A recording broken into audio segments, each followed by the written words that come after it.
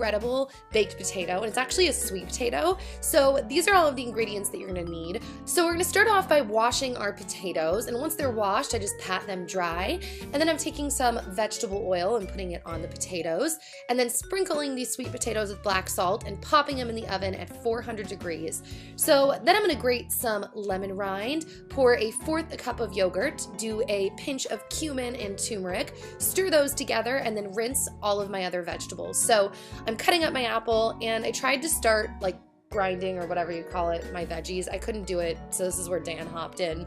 And he actually grated all of the veggies in the apple into the bowl. Then we added some lemon, some olive oil, some coarse sea salt, pepper, and then I toasted the pumpkin seeds and the sunflower seeds just for about 2 minutes, and then I added in a little dollop of maple syrup. This stuff smelled and tasted amazing. So once my potatoes were done cooking, after about a half hour, I pulled them out of the oven and I cut a cross down the center and took a fork and kind of smashed them open a little bit. Then took a dollop of the yogurt, the salad, poured the seeds on top, the arugula, and voila.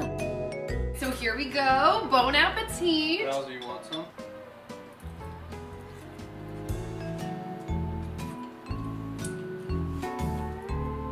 Dude. Mine. Dude, that's so good. Usually when I eat baked potatoes, I put so much sour cream in, so much butter. With this, you have all these other things in there that make it taste good. You don't need it to be wet. You don't need to take that much. Sorry, baby. Success! On to recipe number 2. This is pan-seared steak with butternut squash and green bean almondine, I think that's what you call it. So these are all the ingredients you're gonna need, and I'm spreading out my butternut squash onto a pan with some olive oil, and we peeled off the leaves from the thyme, chopped it up, put it with the butternut squash with some salt and pepper, and put it in the oven at 350.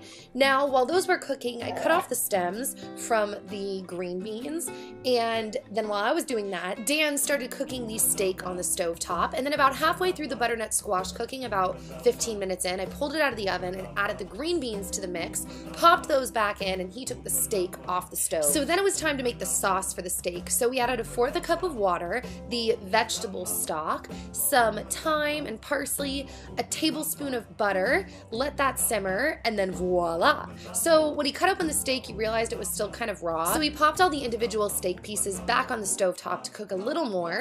And then we pulled the green beans and butternut squash out of the oven, added the almond slivers to the mix, plated the dish, put the sauce on top, added a little more parsley, and voila. All right, everyone, bottoms up.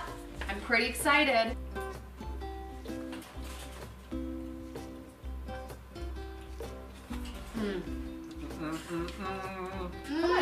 Dad, do you like it?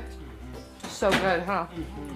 All right, guys, so moving on to this last meal, I want to say that this one was my favorite, but honestly, watching all the footage, I don't know because all the meals were so good, but those are all the ingredients you're going to need, and I started off by preparing a pot of boiling water, and while that was boiling, I cut up my zucchini lengthwise and then diced it up into little pieces like so, and then I diced up an onion into little pieces. So once my water was boiling, I popped the pasta into the water, diced up some lemons into little wedges, and then Dan took the sausage out of the casing to pop it on a pan and cook that up like so. Then I put my vegetables onto a pan with some garlic and olive oil, and then when the noodles were done, we dumped out the water, you know, did what you do with noodles, and then we put some thyme and crushed pepper into the vegetable mix, and then dumped the crushed tomatoes in there as well, followed by the noodles, and then mixed it all together with the sausage. So once we dished the pasta into the bowl, though, it's not complete because we put some Parmesan on top, some lemon, and bam, delicious. I'm a pasta lover, so. Man, I wish you were left-handed. Look at this. Dude, oh. Fine.